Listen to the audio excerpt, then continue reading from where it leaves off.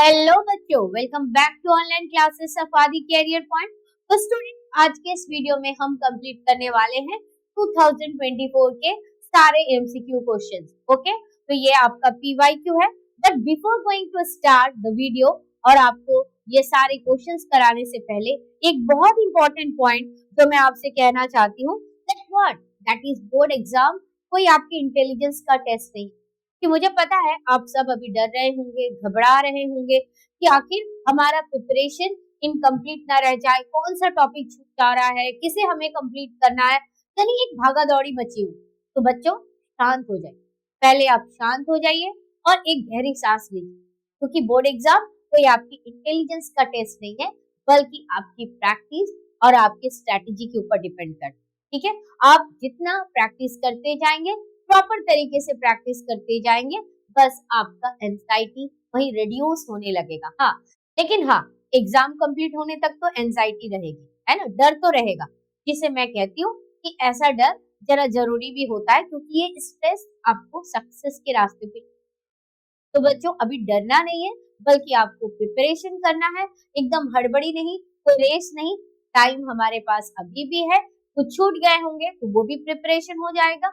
और जैसा मैंने आपसे कहा कि जितना ज्यादा अब आप एमसीक्यूज को देखेंगे, उतना ज्यादा आपको टॉपिक भी कवर होता जाएगा, कि कहीं कोई छोटा सा हिस्सा भी हमारा ना छूटा हो। ठीक है, और इसके साथ साथ आप और क्या करते चले जाएंगे, जैसे एक नया टॉपिक आपको एमसीक्यू में ऐसा दिखा कि जो आपने नहीं किया है, बस फटाफट उसे रिवीजन कीजिएगा। तो चलिए, इसकी मोटिवेशन के साथ स्टार्ट करते हैं आज का वीडियो, जहां आपको डरना मना है, बल्कि स्ट्रैटेजी अपनाना है और प्रॉपर प्रिपरेशन करना है। कि डरने से नहीं होगा, बल्कि आपको प्रैक्टिस करने से। चलिए स्टार्ट करते हैं विद फर्स्ट क्वेश्चन। तो फर्स्ट क्वेश्चन क्या है, विच one of the following language group is the smallest in India.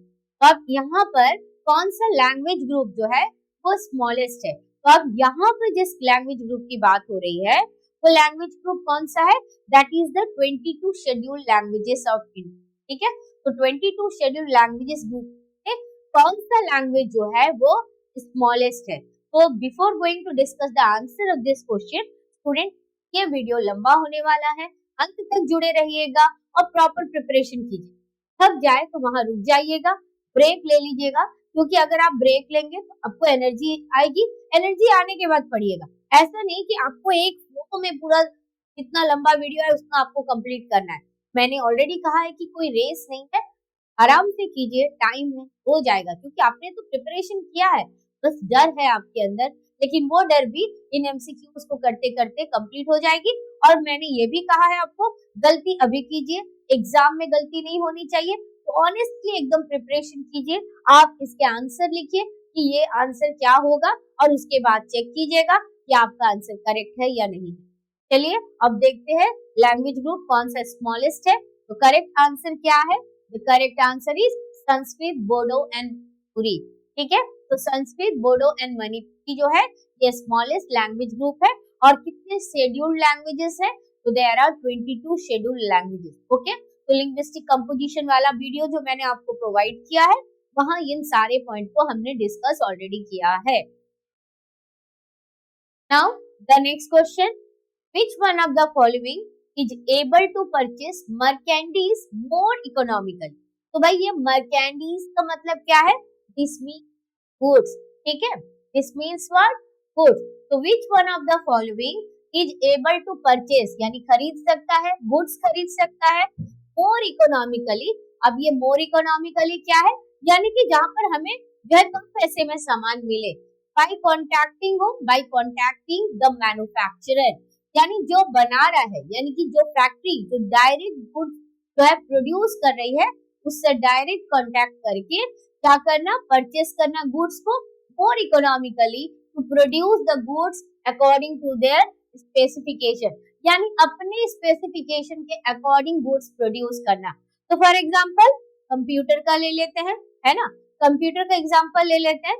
Assemble computer के बारे में आप सभी को पता है। तो असेंबल कंप्यूटर में हम क्या करते हैं, जनरली आप किसी ब्रांड का कंप्यूटर लेंगे तो वो आपको एक साथ आपको मिल जाता है ना, उसका CPU.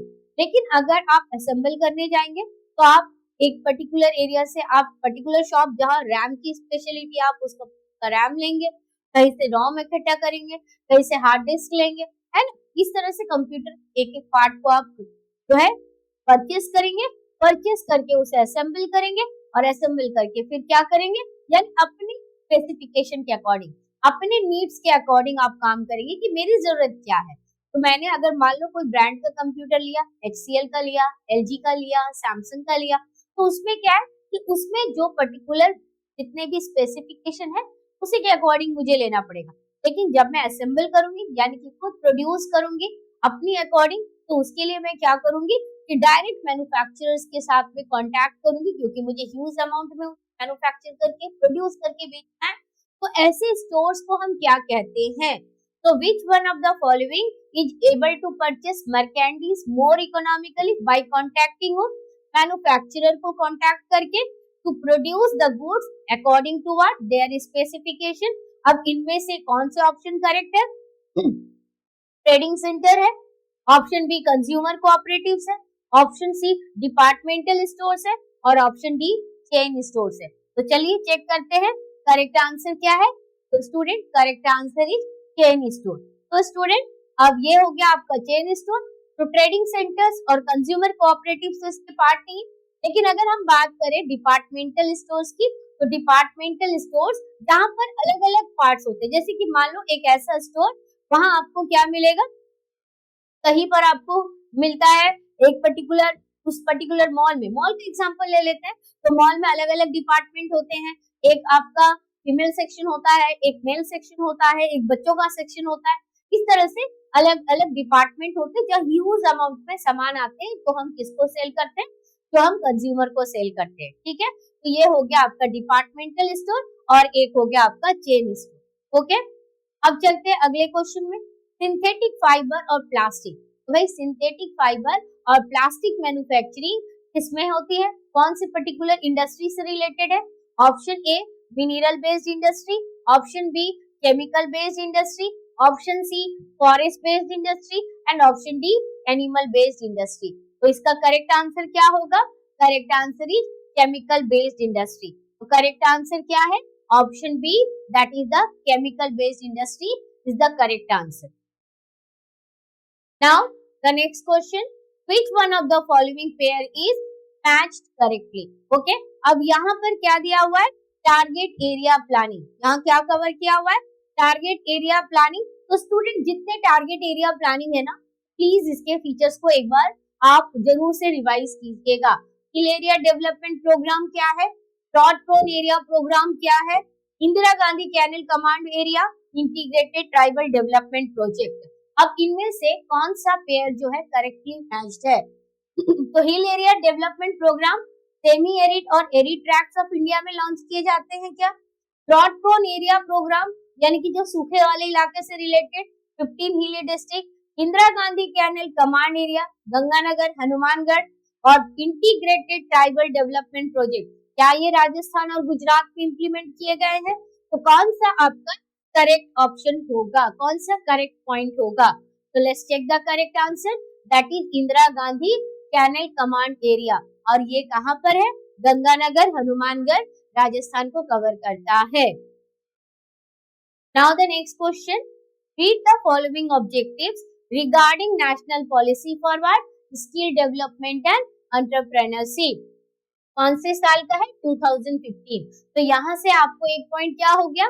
National policy for skill development and entrepreneurship 2015, carefully and choose the most appropriate option. तो अब इससे रिलेटेड मोस्ट अप्रोप्रिएट ऑप्शन कौन सा है? तो to improve the literacy rate of different age groups in India.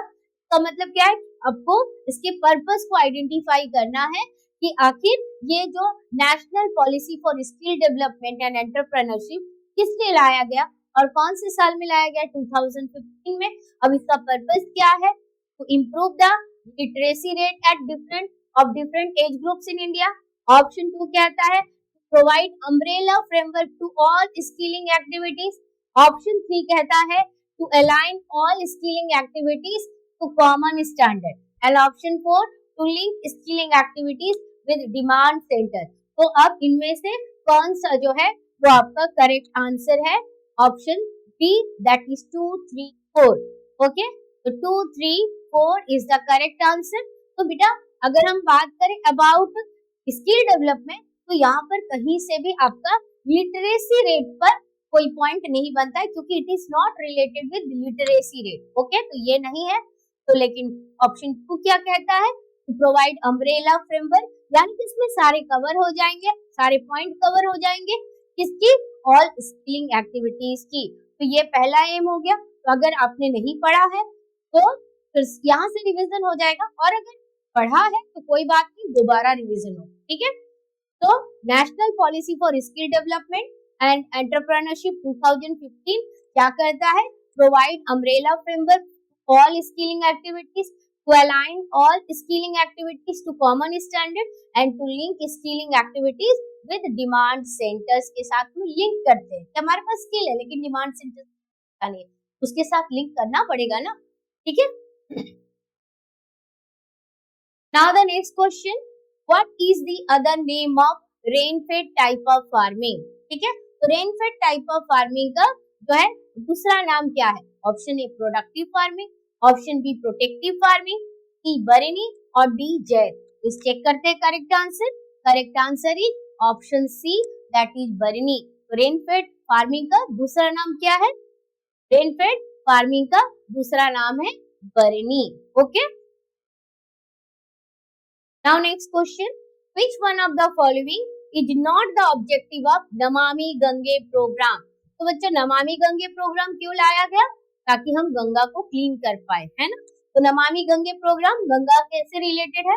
अब यहाँ पर क्या बोला है, आपको आइडेंटिफाई क्या करना है, not the objective of Namami Gange programme. तो अब ऑप्शन ए कहता है डेवलपिंग सीवेज टाउन, यानी कि ड्रेनेज जो सिस्टम है आपका, उसको सीवेज सिस्टम को प्रॉपर करना, monitoring of industrial effluence, afforestation along the bank of river and to divert the flow of river from the city, यानी कि रिवर का जो फ्लो है सिटीज से जो होकर गुजर रही है उसके फ्लो को डाइवर्ट करना। तो क्या आपको लगता है कि गंगा के फ्लो को हम डाइवर्ट कर पाएंगे, क्या ये ऑब्जेक्टिव हो सकता है नमामि गंगे प्रोग्राम का? तो चलिए चेक करते हैं। तो करेक्ट आंसर क्या है, to divert the flow of river from the city. तो to divert the flow of river from the city, it is actually an incorrect statement. और आपको क्या आइडेंटिफाई करने बोला था, इनकरेक्ट स्टेटमेंट, यानी कि नॉट द ऑब्जेक्टिव। लेकिन ये तो ऑब्जेक्टिव नहीं है, ये आपको आंसर मिल गया। लेकिन इसके साथ अब आपको क्या रिवाइज करना है, objectives of Namami Gange programme. तो नमामि गंगे प्रोग्राम का फर्स्ट ऑब्जेक्टिव क्या है, developing sewage treatment system in town. Monitoring क्या करना, इंडस्ट्रियल एफ्लुएंट्स को उसे नदी में डायरेक्ट डालने से पहले हमें उसे मॉनिटरिंग करना है, अफॉरेस्टेशन करना है, पेड़ लगाने हैं along the banks of the river. Now next question, choose the correct option regarding the stretch of national waterways number 1। तो भाई नेशनल वाटरवे नंबर 1 कहां से कहां तक है, तो इसके जो 3 पार्ट है उसे आप याद रखिएगा। इसके अलावा बाकी जितने नेशनल वाटरवेज है उनका भी आप दोनों पॉइंट याद कर लीजिएगा। तो national waterway number 1, option A Allahabad Prayagraj to Haldia, option B Sadiya Dhubri, option C Kottapuram Kollam and option D Kakinada Puducherry. तो करेक्ट आंसर क्या है, करेक्ट आंसर चेक करते हैं, दैट इज इलाहाबाद, प्रयागराज और हल्दिया। ओके, इलाहाबाद से हल्दिया तक, यानी कि प्रयागराज से हल्दिया तक। तो ऑलरेडी मैंने आपको पहले वीडियो में बताया है कि इलाहाबाद का नया नाम क्या है, इलाहाबाद का नाम बदलकर प्रयागराज कर दिया है। Now next question, study the following statements carefully and choose the correct option. अब इन सारे स्टेटमेंट, 2 स्टेटमेंट दिए हैं, इसे प्रॉपरली आपको क्या करना है, स्टडी करना है और आपको करेक्ट ऑप्शन। तो अब तक जितने एमसीक्यू हम कर चुके हैं, तो सारे कितने तरह के एमसीक्यू आएंगे ये आपको एकदम क्लियर हो गया होगा। ठीक है, तो स्टेटमेंट 1 क्या कहता है, इन इंडिया आफ्टर इंडिपेंडेंस, यानी कि भारत में आजादी के बाद कुछ ओल्ड टाउन्स जो थे, यानी कि some old towns around were metropolitan cities, इन्हें किस तरह के टाउन्स में बदल दिया गया है, they developed as satellite towns. तो ये किस तरह के टाउन्स में डेवलप्ड हो चुके हैं? सैटेलाइट टाउन्स के रूप में डेवलप्ड हो चुके हैं। और स्टेटमेंट 2 कहता है Delhi is a good example of such metropolitan city. तो क्या लगता है कि दिल्ली ऐसे मेट्रोपॉलिटन सिटीज का एग्जांपल है जिसके आसपास के कुछ इसको सैटेलाइट टाउन्स में बदल दिया गया है। तो अब इनमें से कौन सा ऑप्शन हो? तो बच्चों ऑलरेडी स्टेटमेंट 1 और स्टेटमेंट 2 बेस्ड क्वेश्चन में क्या है कि फर्स्ट स्टेटमेंट का आउटकम सेकंड स्टेटमेंट, ठीक है, यानी कि फर्स्ट स्टेटमेंट की वजह से सेकंड स्टेटमेंट है आपका। तो अब इसमें आपका करेक्ट आंसर क्या होगा? चलिए चेक करते हैं।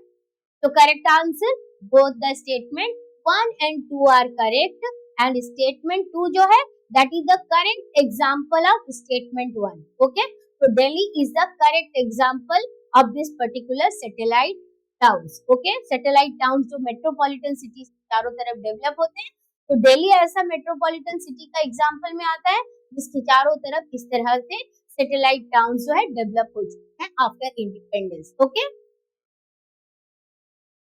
Now next question, which one of the following is a reason for the emergence of what? Clustered settlement in Rajasthan। तो राजस्थान में क्लस्टर्ड सेटलमेंट के इमरजेंस के पीछे रीजन क्या है?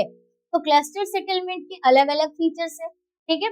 तो क्यों क्लस्टर्ड सेटलमेंट बुंदेलखंड रीजन में एक अलग पर्पस है, राजस्थान में क्लस्टर्ड सेटलमेंट डेवलप होने के पीछे रीजन क्या है? तो मोस्ट एप्रोप्रिएट ऑप्शन क्या होगा? Option A for the maximum utilization of land resources, option B for external security and defense, option C for maximum utilization of what? Available water resources, and option D for internal security and defense। तो क्या लगता है कि राजस्थान में land के maximum utilisation के cluster settlement develop होगा या फिर कोई और रीजन है? चलिए देखते हैं what is the correct answer. तो स्टूडेंट करेक्ट आंसर क्या है? Option C, that is for maximum utilisation of available water resources. क्योंकि राजस्थान आपका सेमी एरिड और एरिड इलाके में पड़ता है, तो वहाँ हर जगह पानी अवेलेबल नहीं है। तो ऐसे इलाके में जहाँ पर पानी अवेलेबल है तो उस पर्टिकुलर एरिया में आपका जो है क्लस्टर सेटलमेंट डेवलप होता है ताकि वो लोग वाटर का मैक्सिमम यूटिलाइजेशन कर पाए। अदरवाइज कई किलोमीटर का डिस्टेंस ट्रैवल करके उनको पानी मिलता है। Okay, now the next question, which one of the following is the biggest government undertaking in the country? तो इनमें से कौन सा biggest undertaking under the government? Option A Indian railway, option B NHAI that is national highway authority of India, option C border roads organisation and option D all India radio. तो भाई biggest government undertaking कौन सा है? Correct answer check करते हैं, that is Indian railway. Indian railway जो है क्या है आपका? ये बिगेस्ट गवर्नमेंट अंडरटेकिंग है। और इसके अलावा नेशनल हाईवे अथॉरिटी तो नेशनल हाईवे बनाता है प्लस उसका कंस्ट्रक्शन करता है, मेंटेनेंस करता है। Border roads organisation border roads develop, ठीक है। और ऑल इंडिया रेडियो तो ब्रॉडकास्टिंग करती है रेडियो का। अब चलते हैं अगला question, choose the correct option regarding mining towns of India. मैंने बार बार आपको कहा है जितनी भी तरह के टाउन्स है, ancient towns, medieval towns, modern towns और classification of towns on the basis of function with examples याद कर लीजिएगा। तो अब on the basis of mining function कौन सा आपका माइनिंग टाउन होगा? तो अब आप इसे चूज कीजिए, पढ़ के देखिएगा, वीडियो का आप कुछ सेकंड पॉज करके ऑप्शंस पढ़िएगा, ऑप्शन पढ़कर फिर आंसर दीजिएगा, फिर वीडियो में आगे बढ़कर आप अपना करेक्ट आंसर देखिएगा। Option A Kandla, Kochi and Kozhikode, option B Ankleshwar, Singrauli and Digboi, option C Mumbai, Salem, Modinagar, option D Varanasi, Roorkee, Aligarh. तो अब देखते हैं करेक्ट आंसर क्या है। आई होप कि आप लोगों ने भी आंसर दे दिया होगा। करेक्ट आंसर है अंकलेश्वर, सिंगरौली एंड डिगबोई। ओके,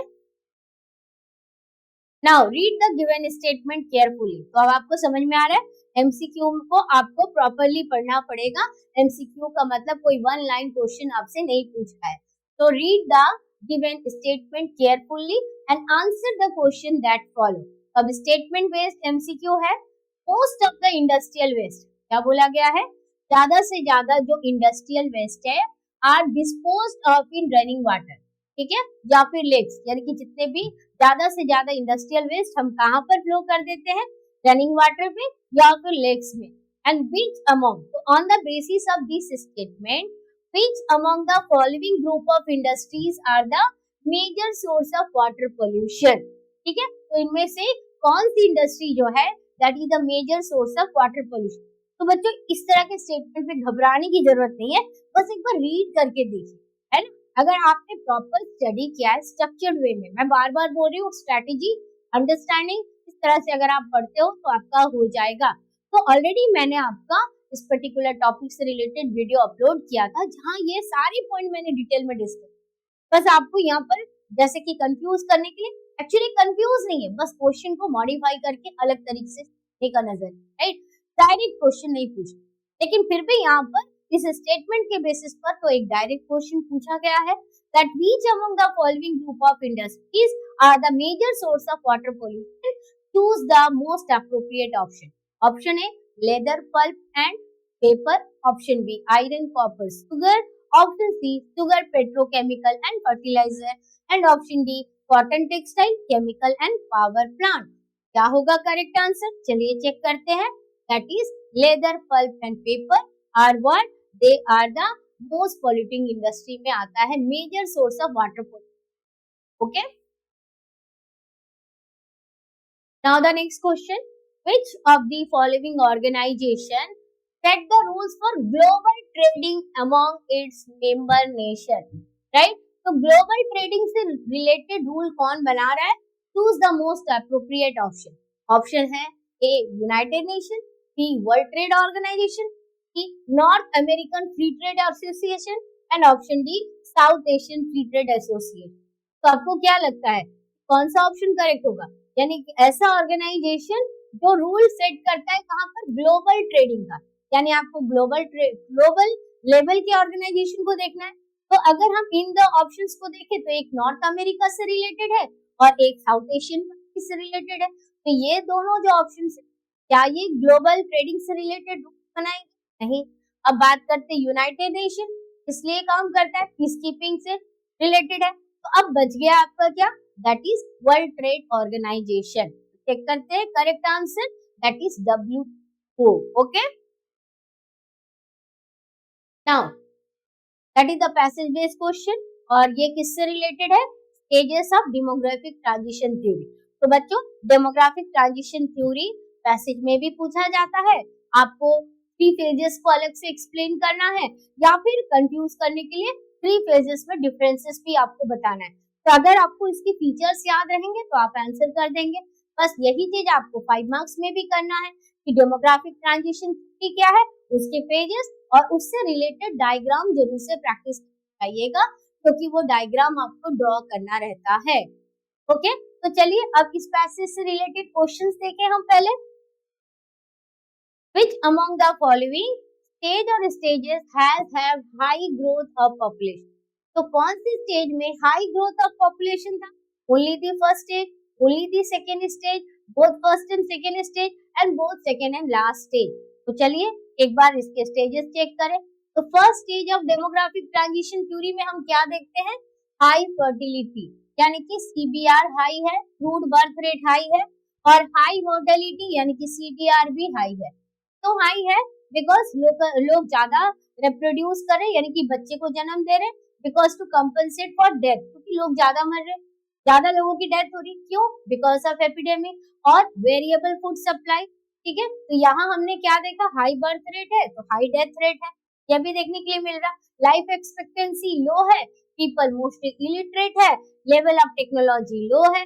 ऐसे लेवल में लोग कब थे, आज से 200 ईयर्स अगो पहले, राइट।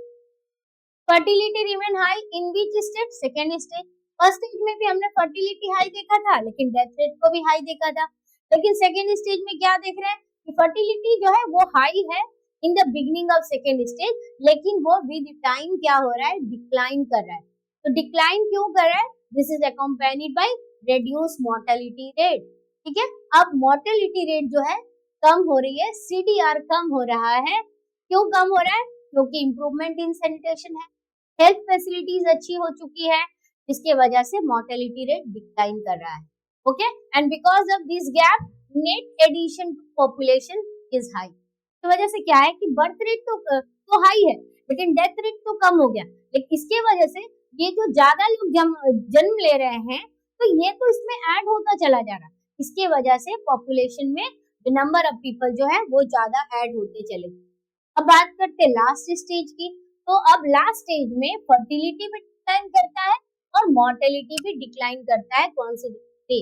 और ऐसे स्टेज में पॉपुलेशन क्या होता है, या तो स्टेबल होता है और धीरे धीरे ग्रो करता है। Okay, and the population become what, इस पर्टिकुलर फेज में पॉपुलेशन अर्बनाइज्ड है, पढ़े लिखे लोगों की संख्या ज्यादा है, हाई टेक्निकल नो हाउ है, and deliberately control the family type. And this shows that human beings are extremely flexible and are able to adjust their fertility. तो हो सकता है इस स्टेटमेंट से उठाकर जस्टिफाई द स्टेटमेंट, ठीक है। तो in the present day different countries are at different stages of demographic transition. तो चलिए अब क्वेश्चन का आंसर देख।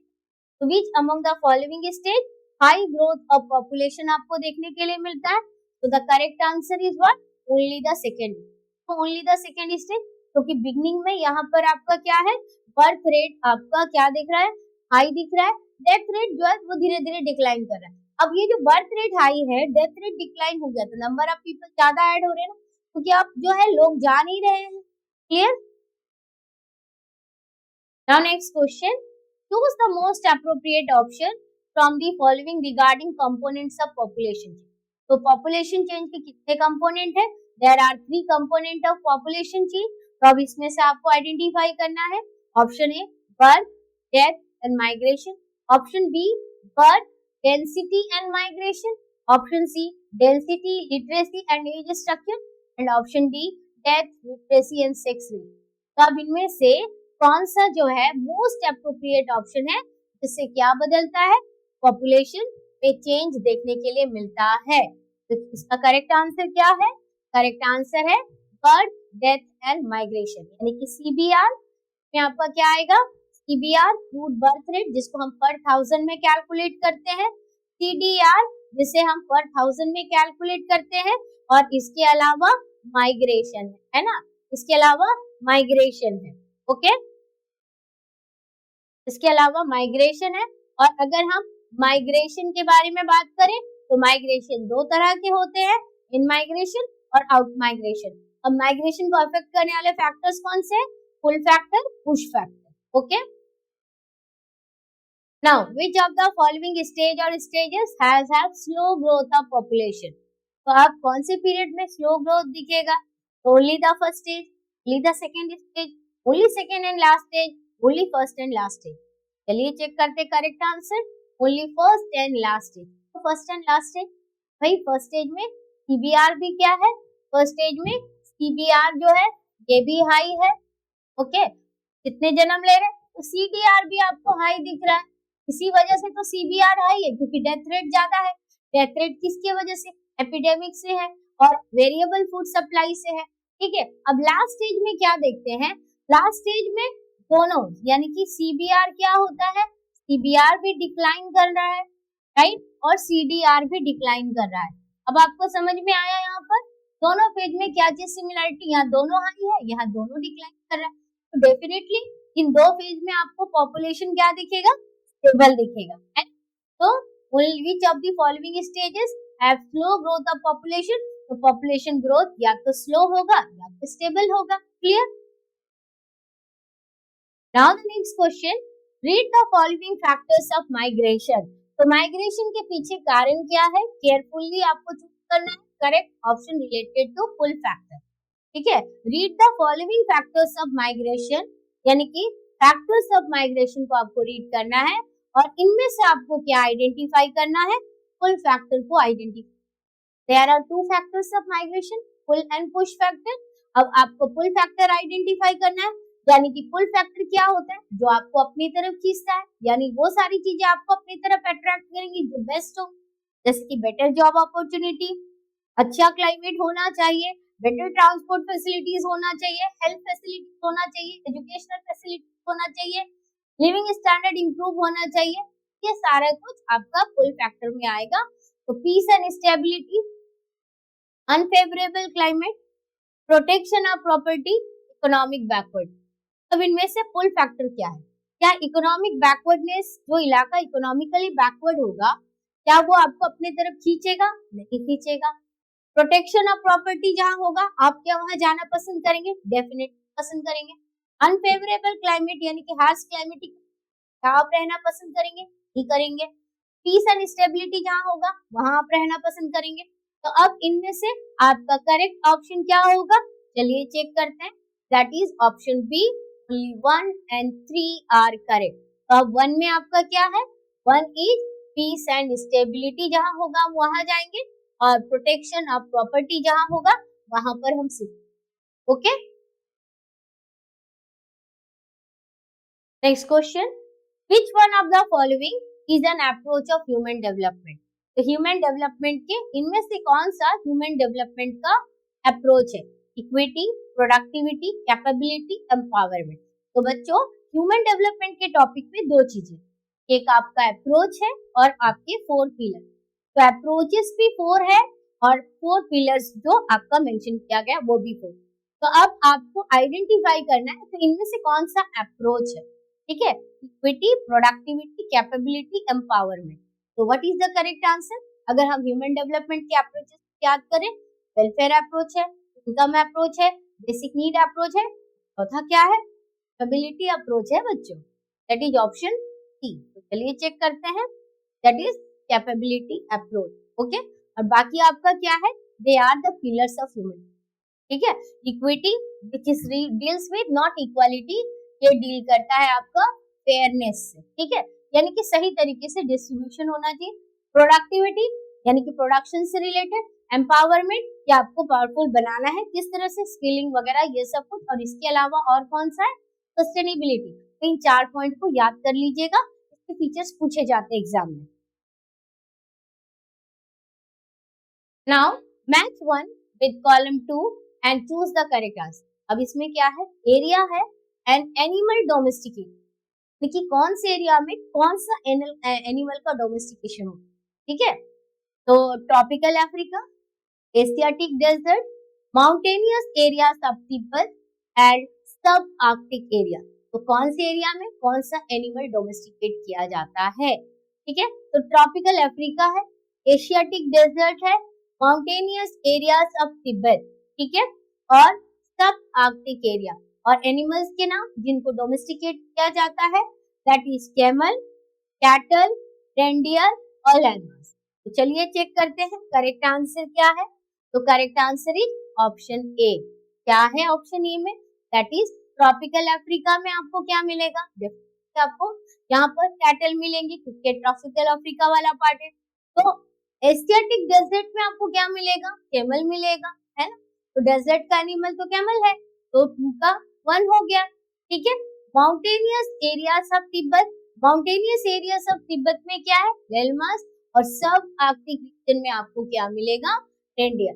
बच्चों ये नाम पढ़कर जाइएगा, और आपकी जो प्राइमरी एक्टिविटीज वाले पार्ट है वहां पर अलग अलग रीजन के हिसाब से आपको कौन से एनिमल्स है वो वहां पर मेंशन किया गया है। तो एक बार इस टॉपिक को वहां से जरूर रिवाइज, ठीक है? Now next question, two statements are given below, they are assertioning, so AR based question, and this time this question is related with what?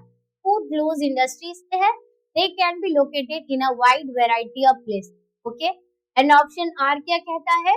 The important factor in the location of food industry is accessibility by transport network। तो आप food close industry वाला जो point है, manufacturing industry यानी कि secondary activity क्या है? Food close industries के फीचर्स वहां का, ठीक है? तो food close industries can be located in wide variety of places, ठीक है? क्या ये असर्शन सही है?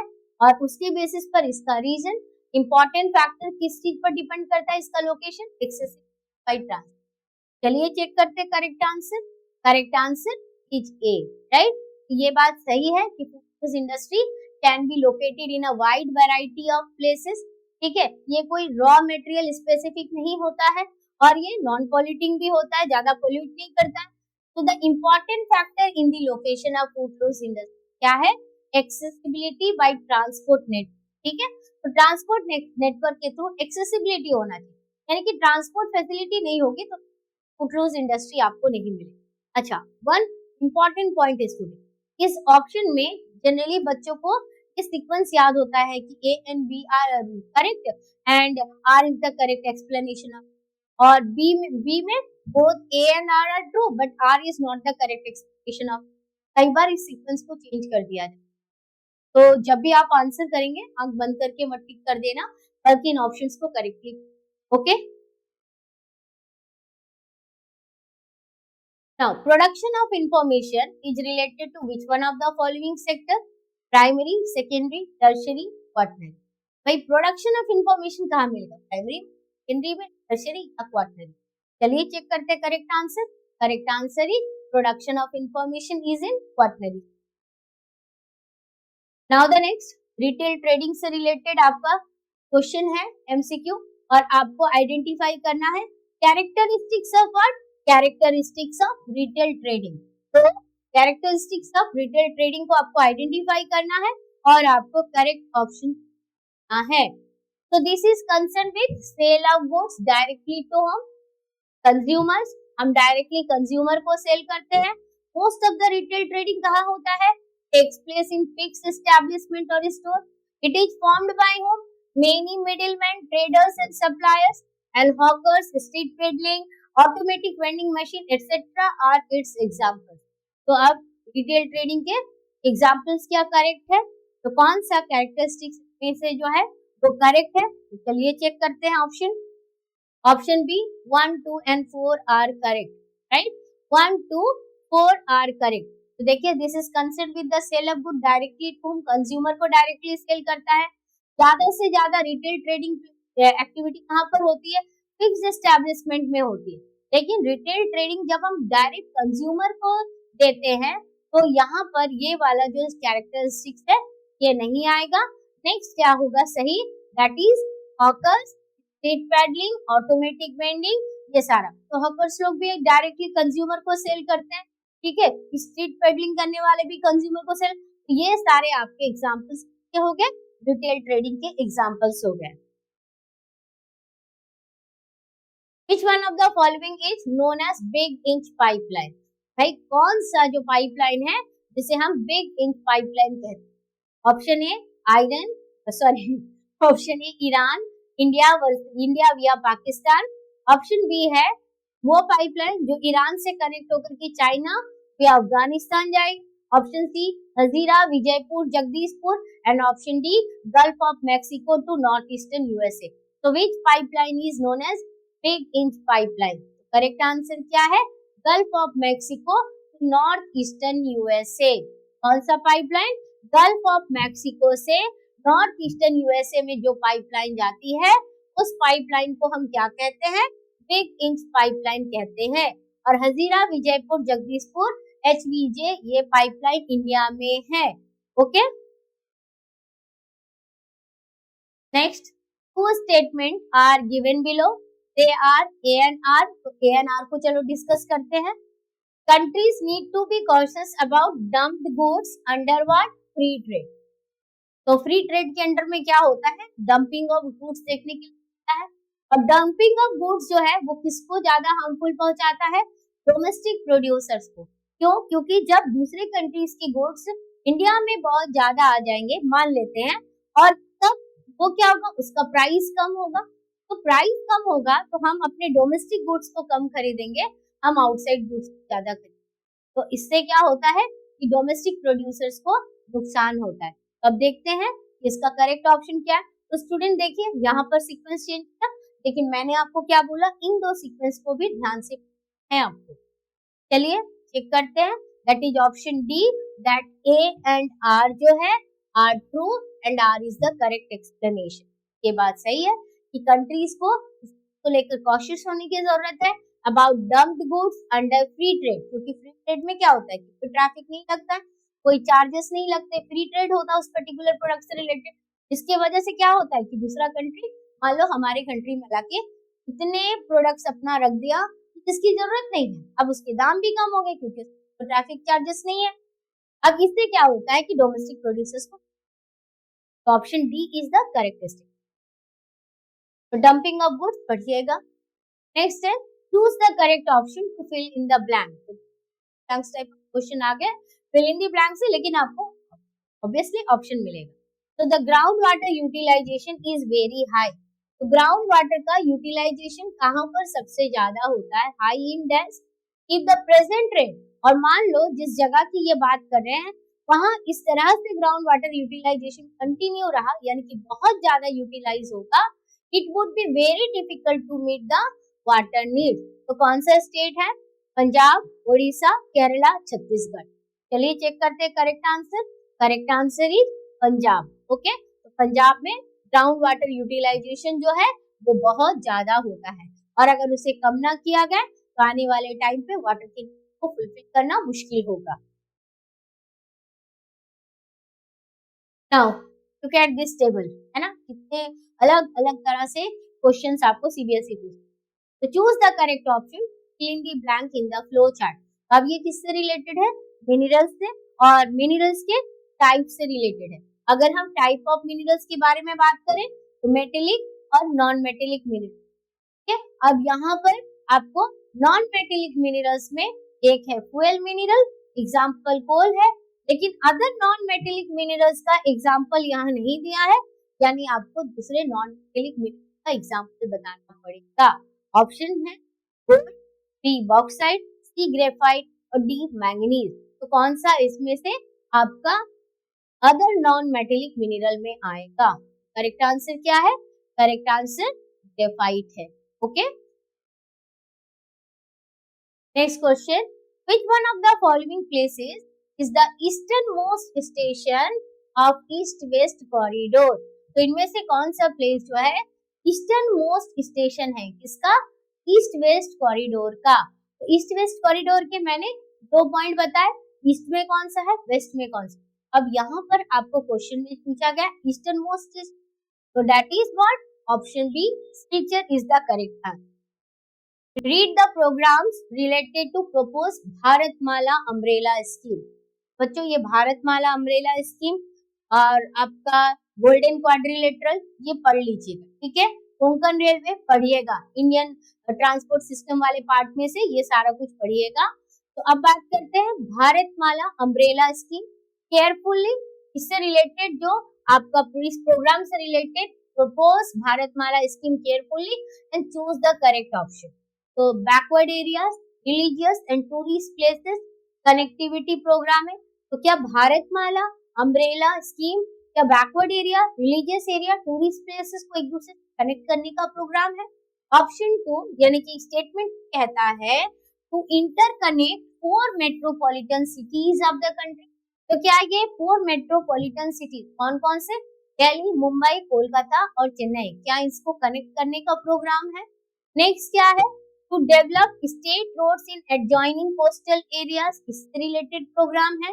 और to connect non major ports in the coastal state. तो अब इसमें से कौन सा, ये 4 आपके पॉइंट के हैं, 4 कैरेक्टरिस्टिक्स है, तो कौन सा जो है आपका भारतमाला अम्ब्रेला स्कीम से रिलेटेड है? चलिए चेक करते हैं correct answer. Correct answer is option C 1, 3 and 4। तो फर्स्ट क्या बोला है? Backward area, religious and tourist places को कनेक्टिव करने का प्रोग्राम है। ऑप्शन 3 क्या कहता है? ऑप्शन 3 कहता है to develop what? State roads in adjoining coastal areas में। एंड ऑप्शन जो है आपका 4 यानी कि statement 4 to connect non major ports where in the coastal state. तो ये हो गया आपका भारतमाला अम्ब्रेला प्रोजेक्ट से रिलेटेड, स्कीम से रिलेटेड सारे इंपॉर्टेंट पॉइंट, ठीक है। Read the programme related to propose Bharatmala umbrella scheme. तो ये प्रपोजल है, और प्रपोजल में किन किन प्लेसेस को हम ऐड करें? Backward area, religious, tourist places connectivity programme है कि भारतमाला है, यानी भारत के इन हर एक हिस्से को हमें है, ठीक है, एक दूसरे से कनेक्ट करने का काम करना है, ठीक है। नेक्स्ट क्या करना है? To develop state road in adjoining coastal area और to connect non major ports in coastal area. तो अब आपको कमेंट बॉक्स में आंसर करना है, इंटरकनेक्ट 4 मेट्रोपॉलिटन सिटीज क्या कोई प्रोग्राम है या नहीं, और अगर है तो कौन सा प्रोग्राम, क्योंकि तो इससे भी आपके क्वेश्चन बन सकते। Next question, Swachh Bharat mission has been launched by which one of the following, government of Madhya Pradesh, government of India, NGO यानी नॉन गवर्नमेंटल ऑर्गेनाइजेशन, और वर्ल्ड हेल्थ ऑर्गेनाइजेशन। बहुत सिंपल है भाई, इस तरह के क्वेश्चन को लड्डू क्वेश्चन कहते हैं ना, यहाँ पर आसानी से नंबर मिलेंगे और सबको पता होगा, that is government of India ने ही स्वच्छ Bharat mission. Okay, now the next question, water pollution से रिलेटेड डिजीज का नाम बताओ जो वाटर पोल्यूशन की वजह से होता है। Hepatitis, asthma, न्यूमेनिया and deafness. कौन सा डिजीज जो है वाटर में पोल्यूशन होने की वजह से होता है जब हम उस कंटामिनेटेड वाटर को कंज्यूम करते हैं। चलिए देखते हैं करेक्ट आंसर। करेक्ट आंसर है बच्चों hepatitis. Okay, now image based question. तो ये इमेज बेस्ड क्वेश्चन हमने इमेज वाले पार्ट में जो इमेज की वीडियोस है उसमें भी आपका कवर किया हुआ है, लेकिन ये जो इमेज है ये आपके पुराने डेटा के बेसिस पर है क्योंकि ये पीवाईक्यू है, प्रीवियस ईयर्स क्वेश्चन है। मैंने आपको image based question, picture based question जो ज्योग्राफिक है उसमें न्यू डेटा वाले जो इमेजेस है उसे आपको दिया है। तो चलिए फिर भी हम क्वेश्चन कर लेते क्योंकि हमें क्वेश्चन पता होने चाहिए कि किस तरह के क्वेश्चन पूछे जाते हैं। तो यहाँ पर 2014-15 तक का डेटा है, तो उसी के बेसिस पर आपको कंपैरिजन करना है। In comparison to 1950-51 which of the following categories has decreased the most in 2014 and तो कौन सा कैटेगरी बहुत जो है डिक्रीज हुआ है 2014-15 में, that is barren and unculturable waste. Okay, ये डिक्रीज हुआ है 2014। नाउ इन कंपैरिजन टू 1950-51 कौन सी कैटेगरी जो है उसमें आपको हाईएस्ट डिफरेंस ऑफ इंक्रीज देखने मिला है 2014 में, barren and unculturable wasteland, net area sown, area under non agricultural uses या फिर करंट फैलो। चलिए चेक करते हैं correct answer, that is area under non agricultural use. क्या देखने के लिए मिल रहा है, हाईएस्ट डिफरेंसेस ऑफ इंक्रीज देखने के लिए मिल रहा है। Okay, Which one of the following is the correct difference in net area shown? तो net area shown में differences क्या है between 1950-51 and 2014-15? तो net area shown में difference के लिए option क्या है, 3.6%, 3.7%, reporting area 3.8% और 3, यानी 1950-51 और 2004 जो net shown area है उसे आप माइनस करके जब निकालेंगे तो आपको differences पता चलेगा। करेक्ट आंसर क्या है, 3.8% ऑफ रिपोर्टिंग है। तो अगर न्यू डेटा के बेसिस पे इस तरह के क्वेश्चन आएंगे तो बस आप उसे कैलकुलेट कीजिएगा, माइनस कीजिएगा, आपको डेटा मिल जाएगा। ओके, नाउ द नेक्स्ट, अब आपको इसमें से क्या आइडेंटिफाई करना है। तो पहले इससे पहले आपको सेम क्वेश्चन था लेकिन वहां आपको पुश फैक्टर आइडेंटिफाई करना था। अब इस क्वेश्चन में आपको पुश फैक्टर को आइडेंटिफाई, ऐसे फैक्टर जो आपको धक्का देकर, है ना। तो अब इसमें आपका क्या है, पीस एंड स्टेबिलिटी, या पीस एंड स्टेबिलिटी धक्का देकर भगाते हैं भाई, ये भगाते नहीं बल्कि ये तो रोकते हैं, है ना। ऑप्शन 2 प्रोटेक्शन ऑफ प्रॉपर्टी, ये भी रोकने का काम करता है। एपिडेमिक्स और अनप्लेजेंट क्लाइमेट, तो क्या है, जहां पर एपिडेमिक्स होती है लोग वहां रहना पसंद है, जहां पर क्लाइमेट हमारे पसंद का नहीं होगा वहां लोग रहेंगे, ये भगाएंगे आपको। ये हो गया आपकी पुश फैक्टर। चलिए करेक्ट आंसर चेक करते हैं, that is 3 and 4। Okay, now International Labour Organization initiated which one of the following approaches of development? ये दोनों साल में रिपीट है ना। तो इंटरनेशनल लेबर ऑर्गेनाइजेशन ने कौन सा अप्रोच किया है, basic welfare approach. Okay, sorry basic need approach, हाँ, जहां पर 6 बेसिक नीड के बारे में बात की गई। Which one of the following types of agriculture is concerned with production of, तो कौन से एग्रीकल्चर में सिंगल क्रॉप का प्रोडक्शन हो, intensive subsistence culture, plantation agriculture, mix farming, और डी है मेडिटेरेनियन एग्रीकल्चर। आई थिंक आपने ध्यान में आपके आ गया होगा। चलिए देखते हैं क्या है, इसलिए प्लांटेशन एग्रीकल्चर, कॉफी, बनाना, है ना, और आपका cocoa, all these are the part of the, थक तो नहीं गए, इतना तो नहीं है क्योंकि अभी हमारे पास थकने का टाइम, हाँ अगर थक जाओ तो कुछ देर रुक जाओ, ग्रुप करके घूम कर आ जाओ, ठीक है ना, जरा सा घूम लो और घूम कर आकर के झूम कर पढ़ने बैठ जाओ, ठीक है, ताकि आपको पढ़ने में मजा आए। पढ़ाई बोरिंग नहीं है, हाँ, लेकिन इस तरह से रिवीजन करने से आपका पढ़ाई अच्छा होगा। स्ट्रैटेजी बेस्ड होता है कि सारे क्वेश्चंस आप रिकॉल करते जाए, तो ये आपके पढ़ाई के लिए और आपके बोर्ड के लिए इम्पोर्टेंट है, लेकिन इसे स्ट्रेस फ्री करना है, राइट। तो ऐसा लगे कि नहीं थक गए, जरा घूम लेना है, फिर ले लिया करो, क्योंकि आंखें भी तो थक जाती है, ठीक है।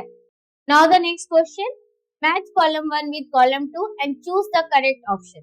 तो अब student, column 1 is about industry and column 2 is about example. तो स्टूडेंट वेरी इंपॉर्टेंट, अब आपको यहाँ पर क्या पहचानना है, इंडस्ट्री के टाइप। तो स्टूडेंट इंडस्ट्रीज का जो क्लासिफिकेशन है, इंडस्ट्रीज का क्लासिफिकेशन किस बेसिस पर होता है वो भी आप पढ़ के रखिएगा। तो अगर हम इंडस्ट्रीज के क्लासिफिकेशन के बारे में बात करें, तो यहाँ जितने भी इंडस्ट्रीज की है ये आपके on the basis of what, raw materials के बेसिस पर डिवाइड की गई है, ठीक है। और यहाँ है आपके ऐसे इंडस्ट्रीज से रिलेटेड प्रोडक्ट के एग्जाम्पल। तो अगर हम बात करें एग्रो बेस्ड इंडस्ट्री, तो आप एग्रीकल्चर सेक्टर पर डिपेंड करता है। फॉरेस्ट बेस्ड इंडस्ट्री जो फॉरेस्ट प्रोड्यूस के ऊपर डिपेंड करता है। केमिकल बेस्ड इंडस्ट्री जो केमिकल चीजों को यूज करता है, ठीक है। और प्रोडक्ट बेस्ड इंडस्ट्री, ये हो गया आपके 4 टाइप्स ऑफ इंडस्ट्रीज। अब इन इंडस्ट्रीज में से ये कौन से एग्जाम्पल है कि कौन से इंडस्ट्री का कौन सा एग्जाम्पल है। अगर हम बात करें एग्रो बेस्ड इंडस्ट्रीज की, तो वेजिटेबल ऑयल आता है। अब वेजिटेबल ऑयल कहाँ से आते हैं, सीड्स के आते हैं, जैसे कि सनफ्लावर ऑयल हो गया, सोयाबीन ऑयल हो गया, तो ये एग्रीकल्चर सेक्टर से आते हैं, राइट। तो agro based industry. Forest based industry से अब आपका क्या होगा, फॉरेस्ट बेस्ड में होगा आपका लैब। केमिकल बेस्ड में आपका क्या होगा, केमिकल बेस्ड की अगर हम बात करें तो सॉल्ट होगा, और प्रोडक्ट बेस्ड की अगर हम बात करें तो सोप होगा। तो what is the correct option, तो let's check the correct option. Correct option is what, correct option is option C, that is 1 का 4। 1 का 4 क्या है, वेजिटेबल ऑयल है। फॉरेस्ट बेस्ड में लैक है, केमिकल बेस्ड में सॉल्ट है, एंड प्रोडक्ट बेस्ड में आपका सोप है, ठीक है। Now the next question, two statements are given below, they are assertion and reasoning। तो अब AR बेस्ड क्वेश्चन है। तो अब ए में क्या स्टेटमेंट बोला गया है, man power is an important component. तो मैन पावर कौन से सेक्टर का इम्पोर्टेंट कंपोनेंट है, man power is an important component of the service, okay. अब reason, most of the tertiary activity, so tertiary activity deals with the service sector, are performed by whom, they are performed by the skilled labor and professionally trained expert। तो बिना skilled laborers और आपके professionally trained expert के आपका क्या activity perform नहीं हो सकता है, टर्शरी एक्टिविटी। तो क्या दोनों स्टेटमेंट करेक्ट है, और one statement that is R is a correct explanation of A. तो देखते हैं what is the correct answer। So correct answer is what, that is both A and R are true, and R is the correct explanation of what, R is the correct explanation of A, that manpower जो है important component है service sector का। और क्यों, क्योंकि tertiary activity में हमें किस तरह के लेबर की जरूरत होती है, स्किल्ड लेबर की जरूरत होती है जो प्रोफेशनली ट्रेंड एक्सपर्ट्स होते हैं, okay. Now the next question statement वाला है, statement 1 and 2। Most of the quaternary activities, quaternary activities किससे रिलेटेड है, that is related with what, knowledge oriented में आता है, कलेक्शन करते हैं, प्रोडक्शन ऑफ इंफॉर्मेशन होता है। तो most of the quaternary activities can B outsource. Outsource करना मतलब एक एजेंसी दूसरे बाहर के एजेंसी को काम में दे देना। जैसे यूएसए की कोई मल्टीनेशनल कंपनी है, इंडिया की किसी एजेंसी को उसने काम दे दिया है। स्टेटमेंट 2 क्या कहता है, these services are not necessarily based on resource and market. अब ये जो सर्विसेज है ये आपका रिसोर्स और मार्केट के ऊपर डिपेंड करता है। तो चलिए चेक करते हैं कि क्या है correct answer. Correct answer is option C, statement 1 and 2 दोनों ही करेक्ट है, और statement 2 is the correct explanation of statement 1। तो बात तो सही है कि most of the quaternary activities can be outsourced होती है, एंड दीज सर्विसेज जो है ये कोई नेसेसरली रिसोर्स बेस्ड नहीं है और मार्केट बेस्ड नहीं, ठीक है। इसलिए option C is the correct. Which of the following sea route connect Vancouver and Yokohama? भाई कौन सा सी रूट जो है वैंकूवर एंड योकोहामा को कनेक्ट करता है, वैंकूवर कहाँ पर है? वैंकूवर आपका वेस्टर्न पार्ट ऑफ यूएसए या फिर western part of north America. और योकोहामा कहाँ पर है? योकोहामा आपका जापान में है। तो अब आपको बताना है कौन सा सी रूट। तो भाई ये दोनों प्लेसेस कौन से सी से कनेक्टेड होते हैं? पैसिफिक सी। अब पैसिफिक सी के दो पार्ट हो गए, एक आपका नॉर्थ और एक हो गया साउथ। तो भाई ये कौन से पार्ट में होगा? तो डेफिनेटली नॉर्थ पैसिफिक है। Next question, which of the following is an example of entrepot port? तो अब इनमें से कौन सा एंट्रीपोर्ट पोर्ट का एग्जांपल है? तो जितने तरह के आपके पोर्ट्स के टाइप है उन सारे पोर्ट्स के एग्जांपल्स पढ़ लीजिएगा। और वर्ल्ड लेवल में आपको पढ़ना है तो सारे कंट्रीज के नाम, सॉरी सारे पोर्ट्स के नाम आपको याद होने चाहिए। तो Abadan, B Maracaibo, and C Singapore, and D क्या है? ट्रिपोली। तो करेक्ट आंसर क्या है? Correct answer is Singapore is an example of entry port, right? Entry port port. Okay. Next question. Railway zones and headquarter, northeastern, western central, east central, south central. ठीक है? तो अब कौन सा कहाँ का आपका हेडक्वार्टर कौन सा है? नॉर्थ ईस्टर्न का हेडक्वार्टर कौन सा है? वेस्ट सेंट्रल का, ईस्ट सेंट्रल का एंड साउथ सेंट्रल।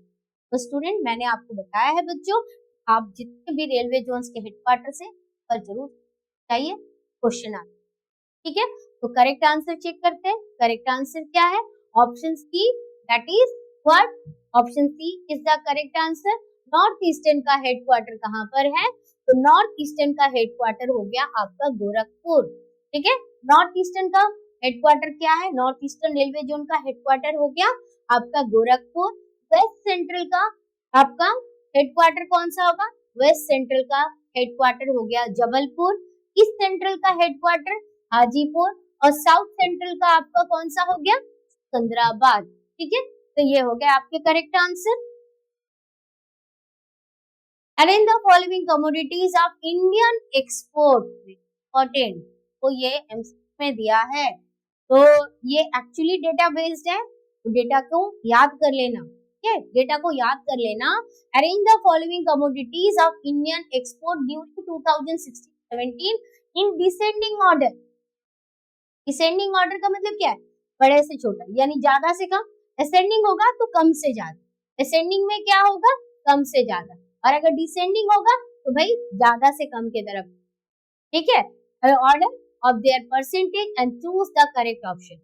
तो क्रूड एंड पेट्रोलियम प्रोडक्ट, तो टाइम पीरियड भी याद रखना, 2017 का टाइम पीरियड है। Crude and petroleum product, manufactured goods, agricultural and allied products, and option 4 है और एंड मिनरल्स। तो भाई अगर आपको एनालिसिस याद है तो एग्रीकल्चर एंड एलाइड प्रोडक्ट्स का क्या एक्सपोर्ट जो है वो धीरे धीरे कम हो रहा है, लेकिन दूसरे प्रोडक्ट के एक्सपोर्ट ज्यादा हो रहे हैं। तो एग्रीकल्चर और एलाइड प्रोडक्ट कौन से नंबर पे आएगा? डिसेंडिंग में या असेंडिंग में? ऑप्शन डी है।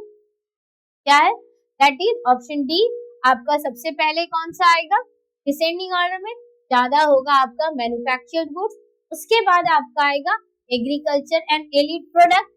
ठीक है, उसके बाद होगा क्रूड एंड पेट्रोलियम प्रोडक्ट, और लास्ट में होगा ओर एंड मिनरल। ठीक है, मैन्युफैक्चर्ड गुड्स का एक्सपोर्ट बढ़ गया है, उसके बाद एग्रीकल्चर, उसके बाद क्रूड एंड पेट्रोलियम प्रोडक्ट, और लास्ट में होगा ore and minerals. Okay, which of the following seaport in India has been developed especially for petroleum and fertilizer? तो option A Mumbai, option B Dharmagaon, option Kandla, option D what is the correct answer? ये check करते हैं।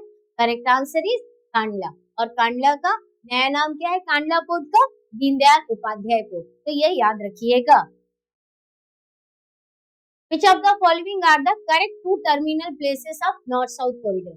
तो north south corridor का correct to terminal places क्या है? तो correct to terminal places है श्रीनगर एंड कन्याकुमारी। ठीक है, Which one of the following is an example of solid waste? तो solid waste के एग्जाम्पल क्या है?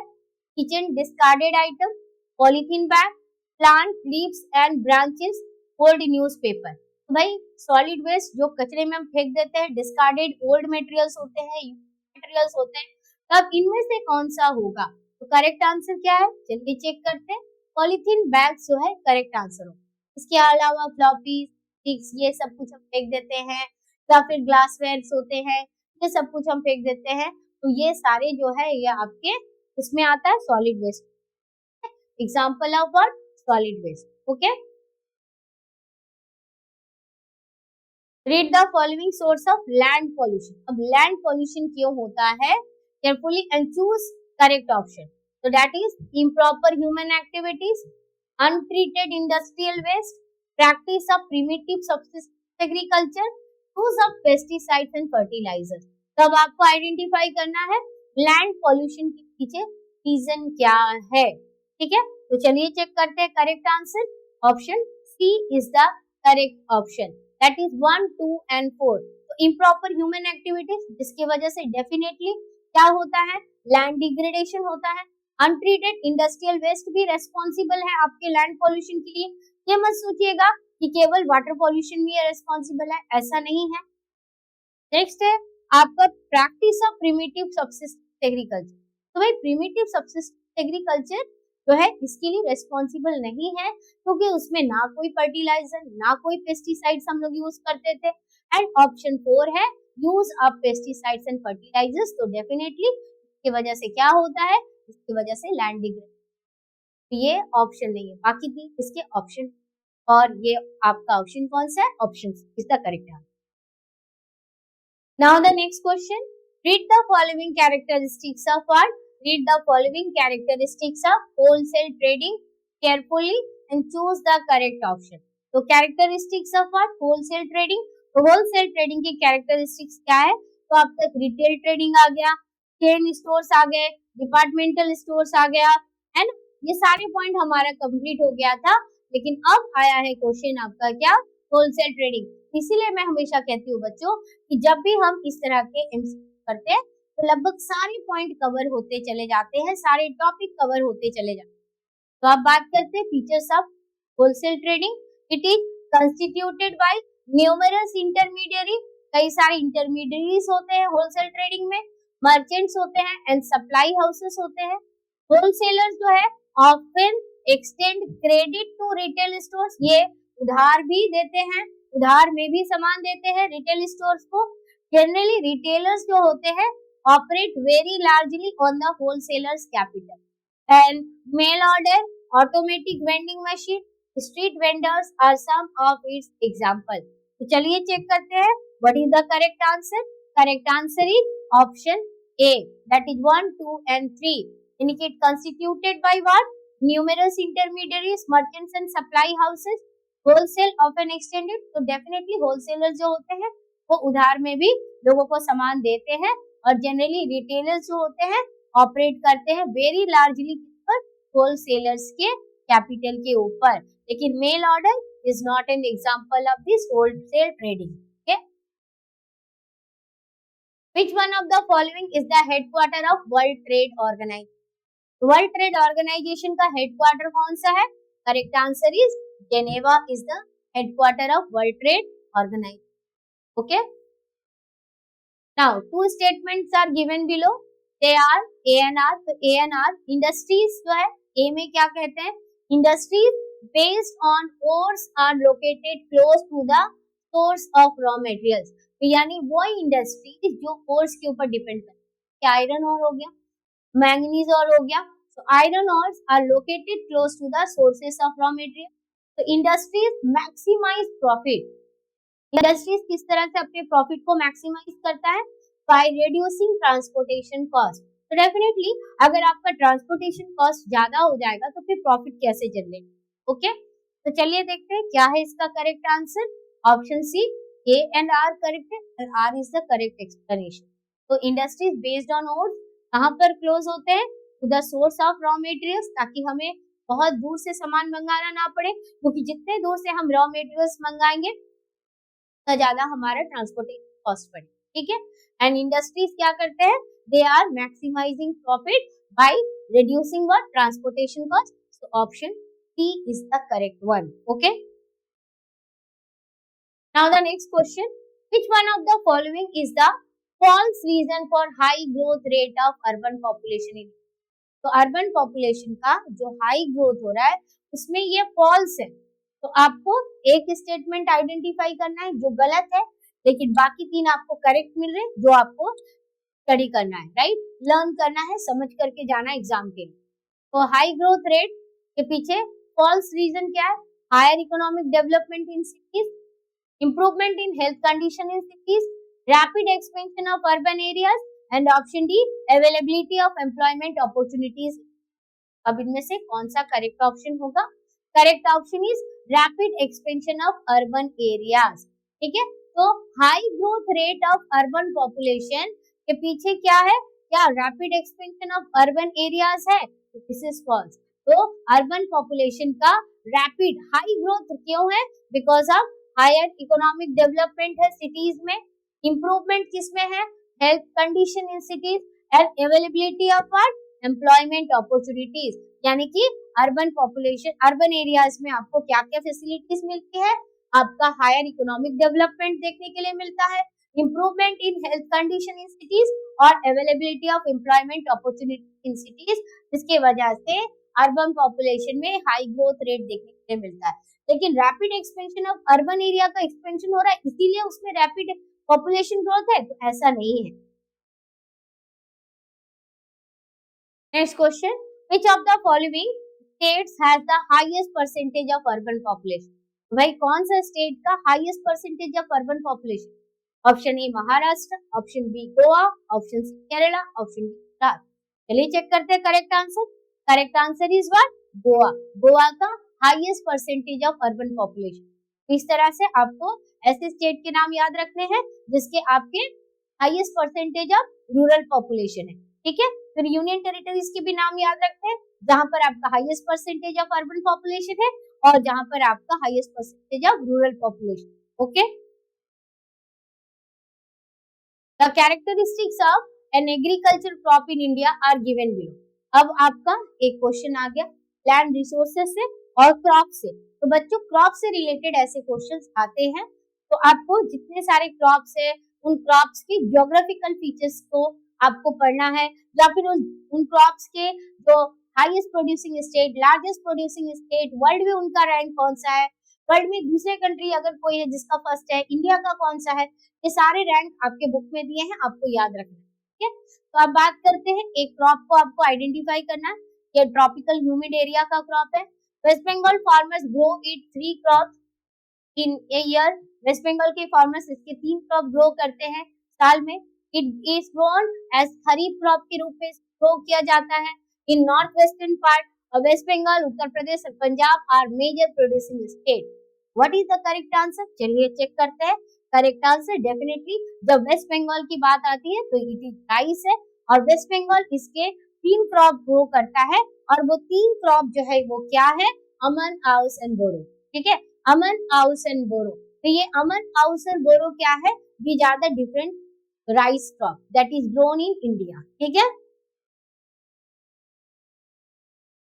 Next is ANR question, the economic development of a region depend upon its resources. ये बात तो सही है कि किसी भी एरिया का इकोनॉमिक डेवलपमेंट उसके रिसोर्स पर डिपेंड है, तो जितना अच्छा रिसोर्स होगा उतना ज्यादा उस पर्टिकुलर एरिया का economic development.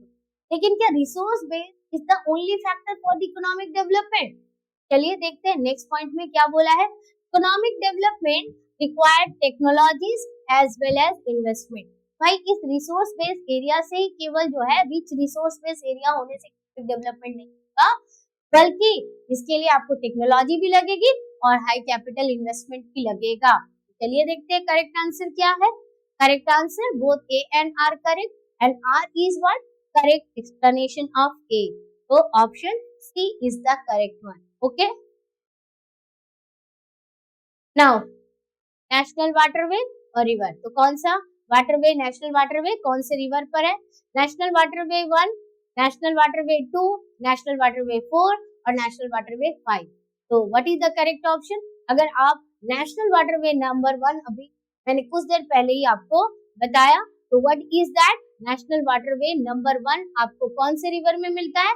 National waterway number 1 जो है ये आपका गंगा रिवर पे।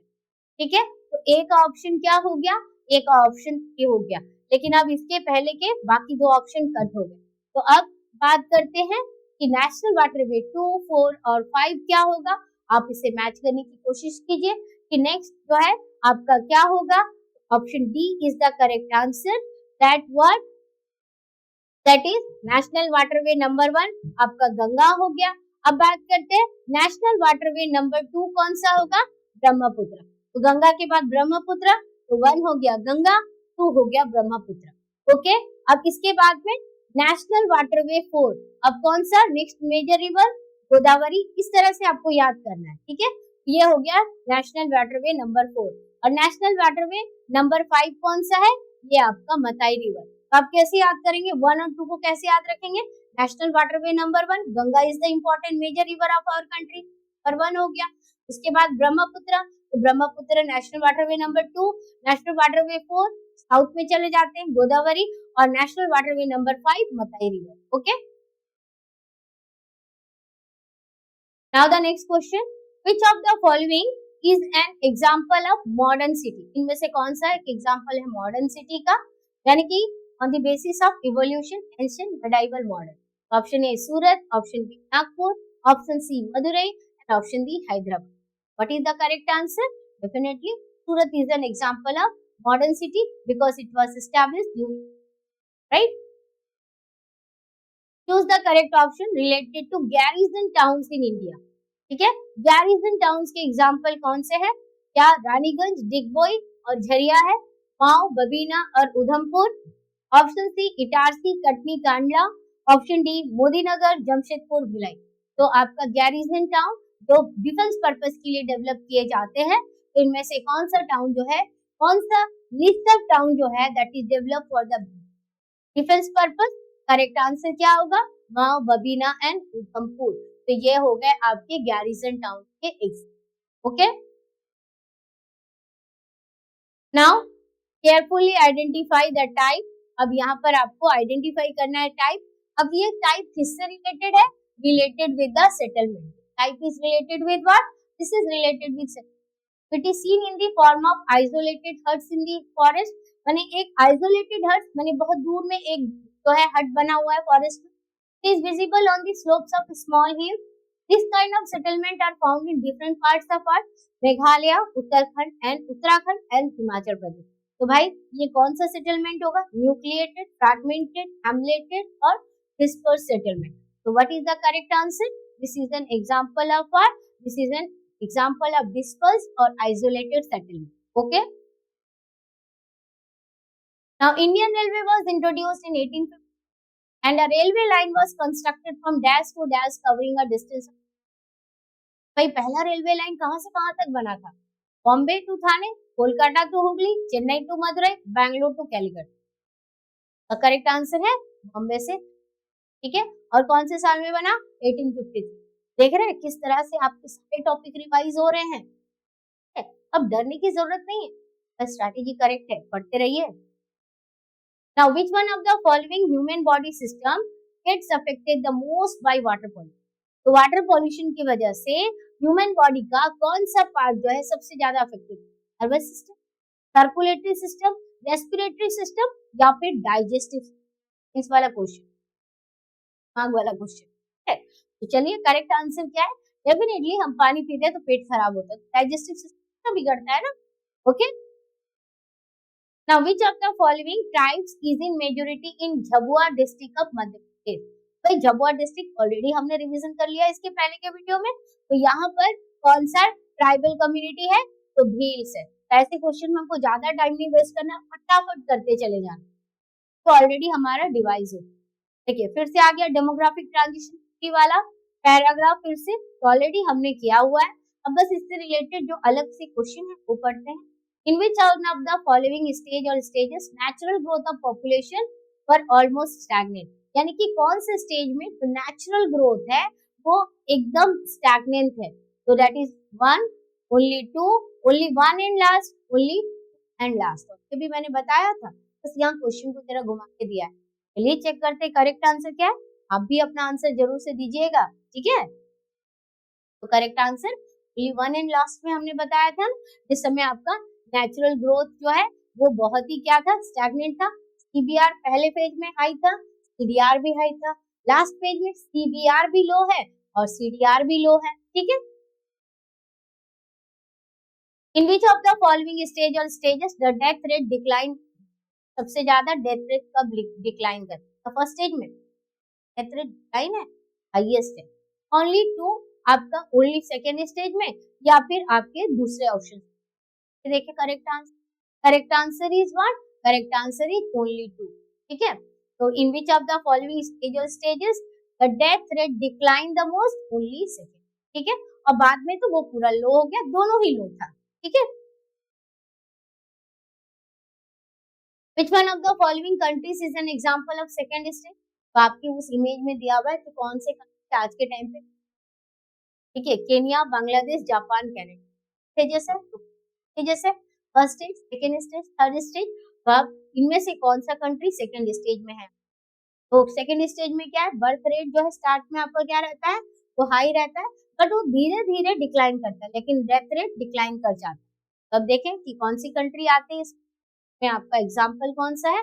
इसमें आपका एग्जाम्पल है Kenya. Okay, Neeru Meeru watershed management programme is associated with of the following. भाई ये जितने भी वाटरशेड मैनेजमेंट प्रोग्राम है, हरियाली वगैरह, ये सारा कुछ ये आप पढ़िएगा। और ये कौन से स्टेट से है? राजस्थान, तमिलनाडु, आंध्र प्रदेश, कर्नाटक। ठीक है, तो करेक्ट आंसर क्या होगा? करेक्ट आंसर है आंध्र प्रदेश। ठीक है, विच of the following is a means of mass awareness regarding water conservation? तो वाटर कंजर्वेशन से रिगार्डिंग मास अवेयरनेस कैसे फैलाया जाता है? राइटिंग लेटर टू पीपल, क्या लोगों को लेटर लिख करके हम मास अवेयरनेस कर सकते हैं? टेलीफोनिक कन्वर्सेशन, हम तो एक दूसरे से टेलीफोन में बात करेंगे। Through TV and print media, personal contact with the people. चलिए चेक करते हैं करेक्ट आंसर क्या है। करेक्ट आंसर है through TV and because the mass, है ना, मास के साथ कनेक्ट करते हैं। मास मीडिया पढ़ लीजिएगा। Now, which one of the following is the main objective of जल क्रांति अभियान? इनमें से कौन सा मेन ऑब्जेक्टिव है जल क्रांति अभियान का? Per capita water availability assurance, rain water को हार्वेस्ट करना, कंजर्वेशन ऑफ वाटर रिसोर्सेज, या providing sufficient water for agriculture. तो what is the correct answer? Correct answer is per capita water availability को assure करना, यानी कि पर पर्सन वाटर अवेलेबिलिटी को assure करना is the objective, main objective है किसका? जल क्रांति अभियान। बच्चों जल क्रांति अभियान जब ये सॉल्व किया तो फीचर्स है वो अभी अभी पढ़ तुरंत। ठीक है,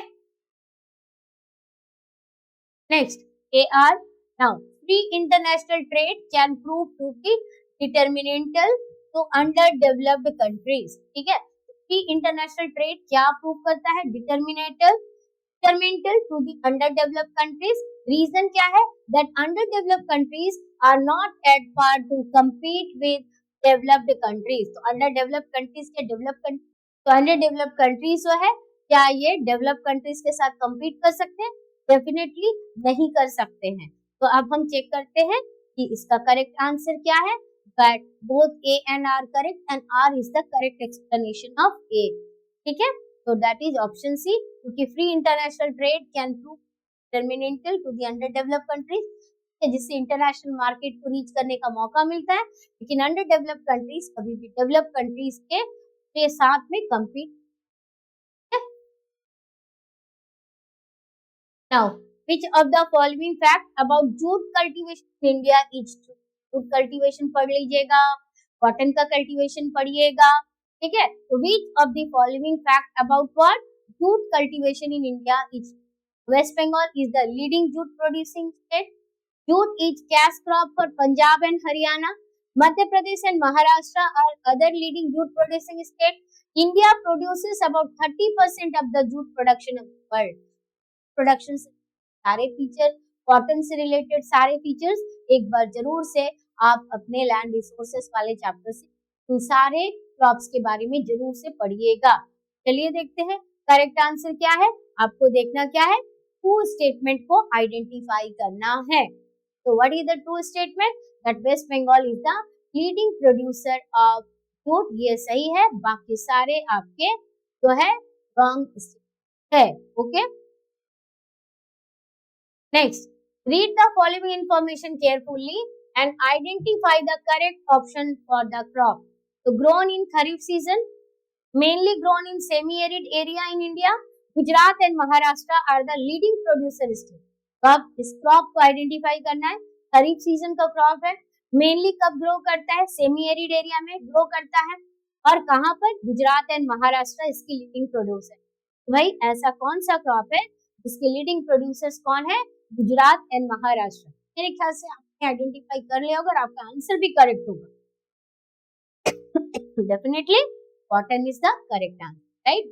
अभी हमने बंगाल देखा. और टी और शुगर केन तो प्लांटेशन है. भाई आपका गुजरात और महाराष्ट्र में तो ये प्लांटेशन नहीं है, सेमी एरिड एरिया में तो नहीं है ये. ठीक है. Now the next question, which one of the following state in India is the leading producer of manganese? तो मैंने अभी बताया सारे क्रॉप के लीडिंग प्रोड्यूसर, सारे मिनरल्स के लीडिंग प्रोड्यूसर्स पढ़ लीजिएगा कि कौन सा स्टेट लीडिंग प्रोड्यूसर है. तो मैंगनीज का लीडिंग प्रोड्यूसर कौन है? तो चलिए करेक्ट आंसर देखते हैं. That is Odisha. ओडिशा कई सारे मिनरल्स में प्रोड्यूसर है, याद रखिएगा. बस आप एक काम कीजिएगा, Odisha is a leading producer. आप ये करके सारे एरो बना करके एक बार मिनरल्स के नाम लिख लीजिए और बस उसे याद कर लीजिए. सारे आंसर पे पर आपके स्टैंड करेंगे. ठीक है. Next question, which one of the following is the largest coal field in India? तो भारत का लार्जेस्ट कोल फील्ड कौन सा है? Kharia, Raniganj, Neyveli, Bokaro. What is the correct answer? Largest coal field that is Jharia is the largest coal field of India. और वही नईवेली जो है ये एक ही कोल फील्ड है साउथ इंडिया. ठीक है, आपके चेन्नई के. अगेन नेशनल वाटरवे और उसका स्ट्रेच. तो नेशनल वाटरवे नंबर 1 मैंने क्या बताया? गंगा. नेशनल वाटरवे 2 आपका ब्रह्मपुत्र. नेशनल वाटरवे नंबर 4 आपका किससे रिलेटेड है? गोदावरी से रिलेटेड है. ठीक है. तो नेशनल वाटरवे नंबर 1 आपका कहां से कहां कनेक्ट करता है? तो नेशनल वाटरवे आपको करना क्या है इसमें? तो आपको करेक्टली मैच पेयर को आइडेंटिफाई करना. Each of the following waterway and their stretches are correctly matched. तो national waterway number 1 Godavari Krishna, ये तो है ही नहीं, ये रॉन्ग हो गया. National waterway number 2 Sadiya Dhubri. National waterway number 3 Allahabad Haldia, ये तो नंबर 1 है, ये गलत. National waterway number 4 Kottayam Kollam, ये तो नंबर 3 है. तो भाई कौन सा करेक्ट आंसर है? करेक्ट आंसर है option B Sadiya Dhubri, that is. ठीक है. Next again railway zone and headquarter. भाई इस इमेज के थ्रू इन एमसीक्यूज के थ्रू कम से कम आपके रेलवे जोन्स के तो सारे क्वेश्चन हो जाएंगे. ठीक है.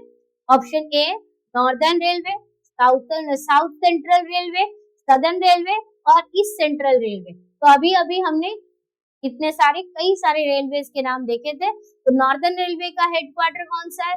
सदर्न साउथ सेंट्रल रेलवे का हेडक्वार्टर कौन सा है? तो अभी आपको आंसर आइडेंटिफाई करना है. अगर हम बात करें नॉर्दर्न रेलवे का हेडक्वार्टर क्या? दिल्ली है. ऑप्शन बी कहता है साउथ सेंट्रल का रेलवे कौन सा है हेडक्वार्टर? सिकंदराबाद. अब सदर्न रेलवे का हेडक्वार्टर कौन सा है? सदर्न रेलवे का हेडक्वार्टर आपका कौन सा होगा? चेन्नई. और ईस्ट सेंट्रल का कौन सा होगा? हाजीपुर. तो बच्चों करेक्ट आंसर कौन सा? ए का आपका कौन सा? 3 हो गया. बी आपका क्या है? 4, दैट इज सिकंदराबाद. तो 3 और 4 कहां पर है? ऑप्शन बी में है. तो चलिए चेक करते हैं correct answer. Correct answer is option B. हो गया ना भाई? सबसे हो जाएगा बच्चों. Now which of the following metro cities is not linked with golden quadrilateral? तो अब इनमें से कौन सा मेट्रो सिटी गोल्डन क्वाड्रिलेटरल से रिलेटेड नहीं है? मुंबई, हैदराबाद, चेन्नई, दिल्ली. ठीक है. Not linked with the golden quadrilateral. Golden quadrilateral जो आपका रोडवेज है वो किन किन सिटीज को कनेक्ट करता है? एक बार रिवाइज कीजिए, आपको आंसर इस लिंक में ही मिल जाएगा. चलिए चेक करते हैं कौन सा नहीं है कनेक्टेड. That is Hyderabad. ये 4 मेट्रोपॉलिटन सिटीज को कनेक्ट करने के लिए बनाया. मुंबई, चेन्नई, दिल्ली एंड कोलकाता. ठीक है. तो हैदराबाद के बदले क्या होगा? कोलकाता होना चाहिए जो कि कनेक्टेड है. Next question, AR based, that is the gateways of the international trade are the ports and harbors. Gateways of international trade पर already video published, right? and only heavy cargoes are transported through ports and harbors in the world. क्या लगता है कि केवल heavy cargos को ही हम transport करते हैं थ्रू पोर्ट्स एंड हार्बर्स? ये चेक करते हैं correct answer. Correct answer is A is correct but R is not. तो ए करेक्ट है, ये बात तो सही है, लेकिन आर इनकरेक्ट क्यों हो गया? क्योंकि ओनली लगा दिया। क्या लगता है आपको? सी पोर्ट से केवल हेवी कार्गोस को ही हम ट्रांसपोर्ट करते हैं? किसी भी तरह के कार्गोस का ट्रांसपोर्ट हो सकता है, पैसेंजर्स जाते हैं, कार्गोस जाते हैं, तो ओनली अगर आप लिख देंगे तो ये तो इनकरेक्ट हो जाएगा। तो कई बार ओनली लगा देना इज द एक्सट्रीम है। तो आपको जानना है कि कहाँ पर ओनली लगाना सही है और कहाँ पर गलत है। जैसे इस स्टेटमेंट में ओनली ऐड कर देने की वजह से ये स्टेटमेंट गलत होगा। Which one of the following is an example of oil port? तो अब भाई ऑयल पोर्ट का एग्जाम्पल कौन सा है? Abadan, Manchester, Kochi, Dover. ठीक है, करेक्ट आंसर क्या है? Correct answer is Abadan is an oil port. Okay, again AR based question. तो waterway is an important mode of transport. Waterway क्या है? इम्पोर्टेंट मोड ऑफ ट्रांसपोर्ट है। बोथ फॉर किसको किसको लेके जाता है? पैसेंजर्स को भी लेकर जाता है, पैसेंजर को भी एक जगह से दूसरी जगह ट्रांसपोर्ट करता है, और कार्गो ट्रैफिक को, राइट? तो अब रीजन क्या है? आर क्या? It is fuel efficient and eco friendly mode of transport. ठीक है, तो क्या लगता है? वाटर ट्रांसपोर्ट जो है फ्यूल एफिशिएंट है और eco friendly mode of transport है। करेक्ट आंसर क्या है? Both A and R is correct and R is definitely correct explanation of A. तो यहाँ से आपको वाटर ट्रांसपोर्ट के फीचर्स भी मिल गए। तो भाई इसे याद रखिएगा, इट इज फ्यूल एफिशिएंट होता है और eco friendly mode of transport भी होता है। Now characteristics of high human development country. तो हाई ह्यूमन डेवलपमेंट कंट्रीज के क्या क्या कैरेक्टरिस्टिक्स है? तो ऑलरेडी हमने इसे पढ़ा है, हम क्वेश्चन को सॉल्व करेंगे। Which one of the following is an important priority of high human development? तो हाई ह्यूमन डेवलपमेंट इंडेक्स के कंट्रीज की इंपॉर्टेंट प्रायोरिटी क्या होती है? तो option A education and health care, option B health care and territorial security, option education and industrial development and option D economic development and per capita income. तो अगर आपको human development का concept याद है, क्या इकोनॉमिक डेवलपमेंट और पर capita income के बारे में हमने बात किया है। अगर हम की एरियाज ऑफ ह्यूमन डेवलपमेंट बात करें तो access to health, access to education, access to resources होगा। तो इकोनॉमिक डेवलपमेंट नहीं है। Education and industrial development, education है बट इंडस्ट्रियल डेवलपमेंट नहीं है। अब मोस्ट एप्रोप्रिएट ऑप्शन और most appropriate option is education and that is option A, education and health care. बाकी मोस्ट एप्रोप्रिएट ऑप्शन नहीं आता है। Now the next question, which one of the following differentiate the higher human developed countries from other? Choose the most appropriate option. तो अगर हम बात करें higher human development countries को दूसरे कंट्री से अलग क्या बनाता है, यानी कौन से ऐसे फैक्टर्स है जो किसी हायर ह्यूमन डेवलप्ड कंट्रीज को बाकी दूसरे कंट्री से अलग कैटेगरी में रखते हैं?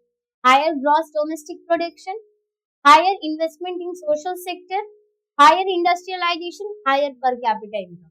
तो भाई higher per capita income भी नहीं, higher industrialization भी नहीं, higher gross domestic production भी नहीं, क्योंकि एक country high human developed country तभी बनती है जब ये सोशल सेक्टर पर ज्यादा इन्वेस्टमेंट करती है, ना कि मिलिट्री सेक्टर पर। और चाहे पर कैपिटा इनकम हाई हो या लो हो, उससे कोई फर्क नहीं पड़ता।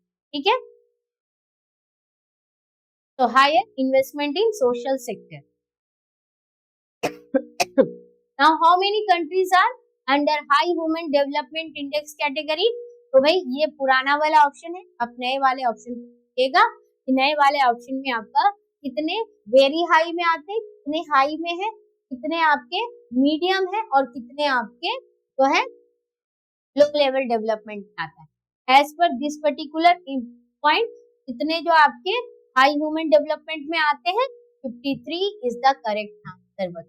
ओके, तो क्लियर हो गया। तो ये थे आज के सारे 2024 के एमसीक्यू। मुझे लगता है इन एमसीक्यूज को कंप्लीट करने के बाद इसके स्कोर को कैलकुलेट जरूर से कीजिएगा कि आपको कितने मार्क्स मिले। हाँ, अगर गलती हो गई तो कोई बात नहीं है, मैंने आपको बताया है कैसे प्रिपरेशन करना है, क्योंकि यहाँ आपकी इंटेलिजेंस का टेस्ट नहीं हो रहा, बस आपको प्रॉपर स्ट्रेटजी बनाना है और पढ़ते चलना, बस आराम से उसके बाद जाकर एग्जाम दीजिएगा बिना।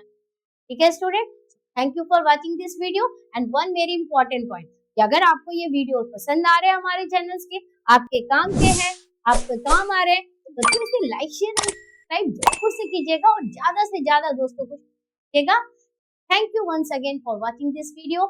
Happy learning, stress free learning. Okay, bye.